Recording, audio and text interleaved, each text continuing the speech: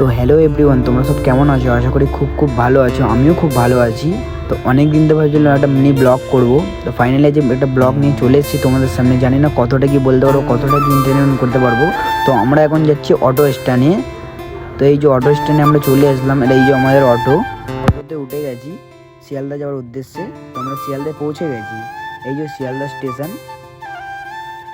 তো আমরা স্টেশনের ভিতরে ঢুকে দেখি টিকিট কাউন্টার অনেক ভিড়। তো অটোমেটিক টিকিট মেশিন আমরা অনলাইন করে টিকিট কেটে দিলাম। আমরা ট্রেনে উঠে গেছি। আর ওইদিন আমরা ব্যারাকপুর পৌঁছে গেছি। ব্যারাকপুর না কিছুদিন পর বিরিয়ানিপুর হয়ে যাবে। আর এই দেখো গাইস, দাদা বৌদি হোটেলটা। আমরা সামনে গিয়ে দেখি অনেক ভিড় ছিল। আমি তো মনে মনে ভাবলাম যে হয়তো ফ্রিতে কিছু দিচ্ছে, এই জন্য তো ভিড় আছে। তারপরে গিয়ে দেখি বিরিয়ানির লাইন। তো গ্রাউন্ড ফ্লোরে জায়গা ছিল না, ফার্স্ট ফ্লোরে আমরা চলে এসেছি।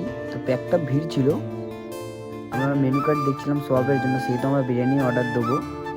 তো আমাদের বিরিয়ানি চলে এসেছে। আমার জায়গাদিকে হাসছিল, কেন ওইটা দাদা বলছিল ভিডিও করতে না। তাই একটু রাইসটা খাওয়ার পর এটা আমার ফেভারিট বিরিয়ানি হয়ে গেল। আলুটা অনেক নরম ছিল। তো দাদা বৌদি থেকে সবসময় যাবো না, তাই মটন ছাড়া খাবো না। তো এই যে গাইস, এটা হলো আমার দিদি। অনেক দিন ধরে বলছিল যে দাদা বৌদি বিরিয়ানি খেতে যাবে। তো ফাইনালি আমরা 4জন চলে গেছিলাম। আর এটা হলো আমার জামাইবাবু। আরে ফটো তুলছি না, ফটো কিন্তু পোজ দিতে হবে না, ভিডিও করছি, তুমি মন দিয়ে খাও। আমি বিরিয়ানি খাই। আর তোমরা আরও মিনি ব্লগসের জন্য সাবস্ক্রাইব করো। বাই।